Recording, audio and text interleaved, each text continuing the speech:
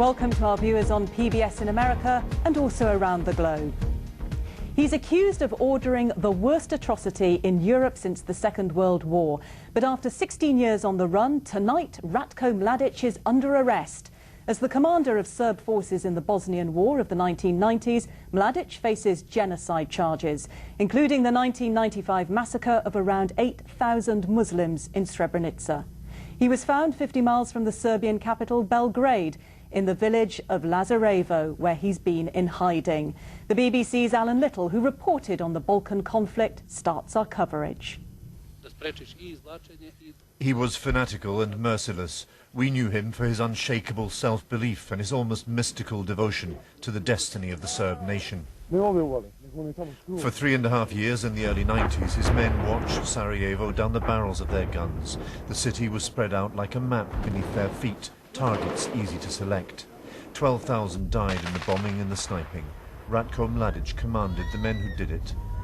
Once, Serb leaders venerated and protected him. Today, the impunity that granted him evaporated. On behalf of the Republic of Serbia, I announce that today we arrested Ratko Mladic. Extradition process is underway. His forces fought to establish an ethnically pure Serbian state in Bosnia. Hundreds of thousands of non-Serbs were expelled from their homes. It came to be known as ethnic cleansing. When they seized the eastern Bosnian enclave of Srebrenica, he was there in person to reassure the terrified Muslim population that they were safe. They were not.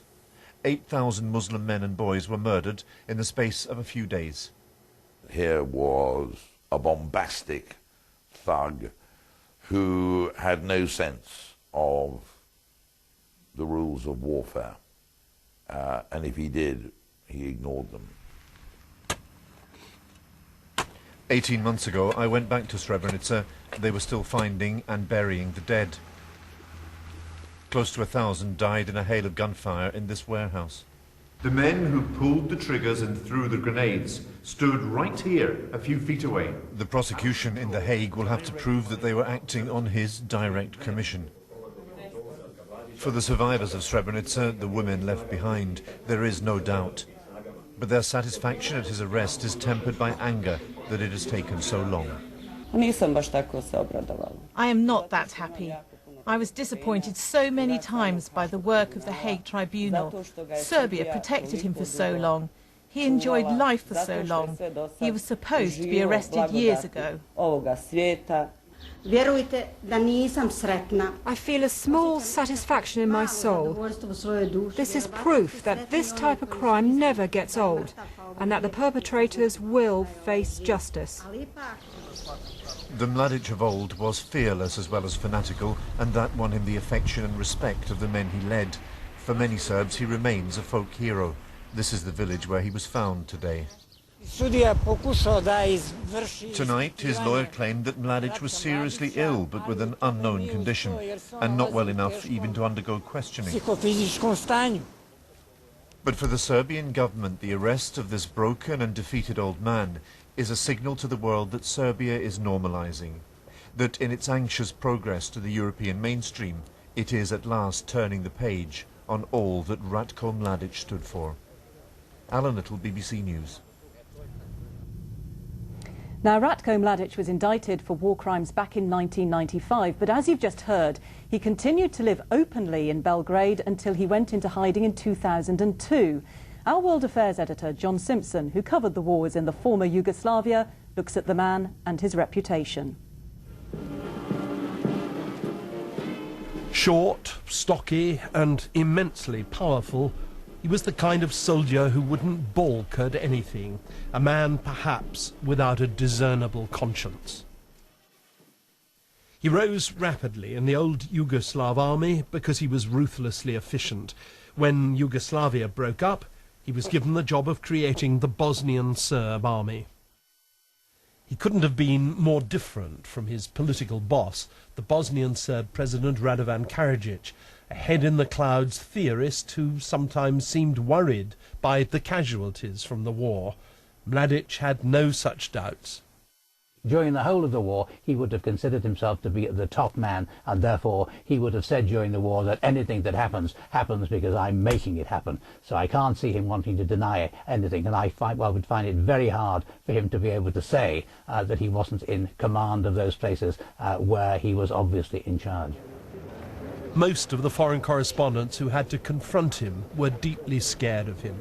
He beat up a Reuters correspondent, and I once watched him almost throttle a Dutch reporter I was with. His bodyguards would certainly have killed us both if he'd given them the order. And no one on either side had any doubt at all that the responsibility for the major crimes carried out by the Bosnian Serbs was his. First was the siege of Sarajevo. It was like something out of the Middle Ages. In winter, Mladic cut off supplies of fuel and food. In the heat of summer, he cut off the water. The unfortunate inhabitants had to endure almost daily sniping and regular mortar attacks. But the chief accusation against him remains the Srebrenica massacre. It was deliberate and carefully planned, and yet completely pointless from any conceivable military point of view. At the time and later, it seemed like genocide, pure and simple. He himself commanded the army that surrounded and then invaded Srebrenica. He threatened the UN peacekeepers from Holland at the time and so on. So he knew exactly what was going on in Srebrenica, and I would be very surprised if he is not found guilty of that crime amongst others. This was by far the worst series of war crimes in Europe in 60 years. Over time, bodies have continued to emerge from the mass graves. It was an immense embarrassment that Mladic should have stayed free for all these years, given the unthinkably long tally of the victims. John Simpson, BBC News. Journalist David Rode was the first reporter to discover the mass graves near Srebrenica and won a Pulitzer Prize for his coverage. Just a brief time ago, he joined me from the New York Times. Well, David Rode, thank you very much for joining us. What's your reaction to the arrest of Mladic, and what's the significance of it after all these years? You know, it's a positive development. I'm elated that it's finally happened. It is, you know, some would argue shameful that it took 16 years for this to happen, but I hope its significance will be long-term stability in the Balkans.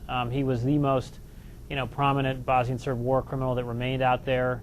It's important and symbolic that, you know, the government itself arrested him, and, you know, hopefully it will help bring stability to the region. So why then was he able to stay on the run for so long? I think he had supporters in Serbia. I think there wasn't the political will to arrest him. In a way, it's a success story in terms of the power of the European Union. The incentive of European Union membership, you know, it took a very long time, but it worked. And, you know, I think there's a younger generation of Serbs that want to be part of the EU. They don't want to be associated with this war and with this extreme nationalism. And I really want to credit, actually, the Dutch government. It was Dutch peacekeepers that failed in Srebrenica to stop Mladic's attack. He humiliated the Dutch soldiers there, and it was the Dutch government that said they would veto Serbia's membership in the European Union if Mladic wasn't arrested. So they deserve credit for pushing this issue so hard.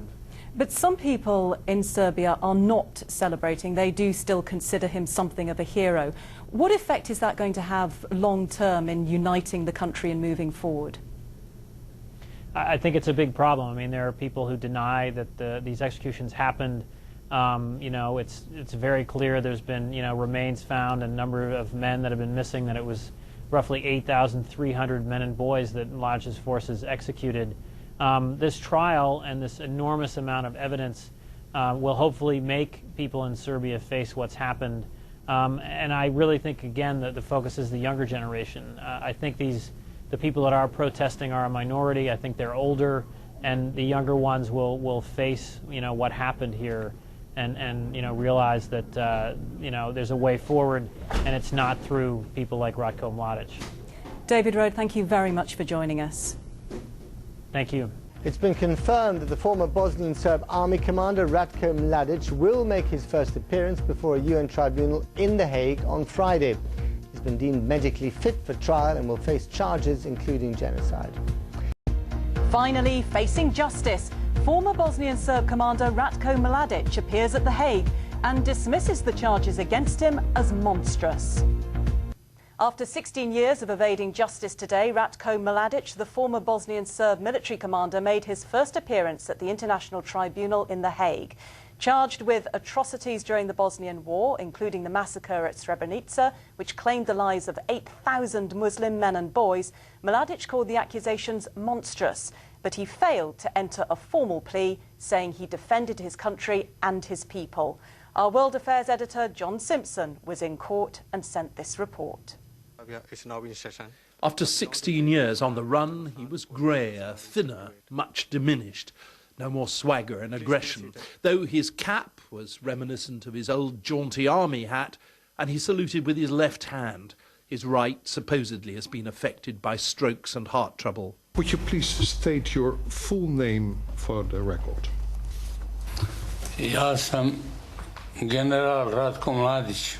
A person against whom an indictment has been... When his rights were read out to him, he was keen to emphasize his health problems.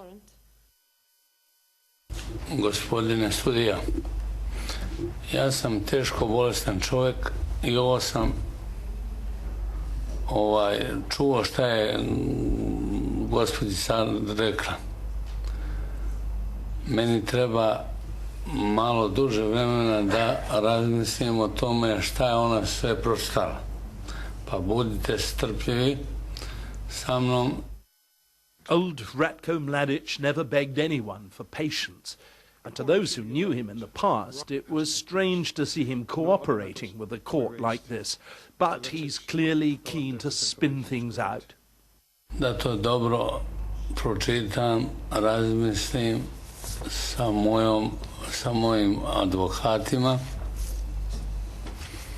jer meni treba I više od mjesec dana da te monstruozne reči koje ja nikad nisam ni čuo, što su u optužnici stavljene.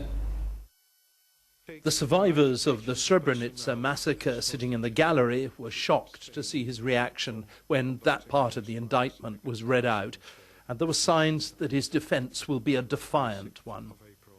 Ja želim da živim I da doživim slobodu. Jer ja sam I ovakav kakav sam,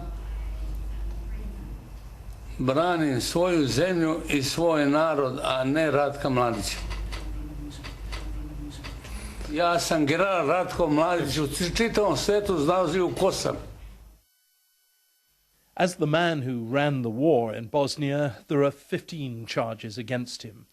One is, of course, the massacre of more than 7,000 Muslim men and boys at Srebrenica. Another is the 3-year siege of Sarajevo, where 10,000 died. This was how Mladic was at the height of his power, tough, hugely confident, a dangerous man to cross. At the time, he insisted to the BBC that he and he alone was responsible for running the war. And maybe he hasn't changed that much. Afterwards, I spoke to one of a group of survivors of the war. Her son was murdered at Srebrenica. As she sat in the gallery, she made a throat-cutting sign to Mladic. She said, because he'd killed her son. He replied, she said, with a gesture of his thumb and forefinger, to show she counted for nothing, she claimed. The trial of Ratko Mladic, like those of his allies, Slobodan Milosevic and Radovan Karadzic, will probably drag on for a long time. But at any rate, the most wanted man in Europe has finally been brought to book. John Simpson, BBC News, The Hague. Now to the E. coli outbreak, which has much of Europe on edge.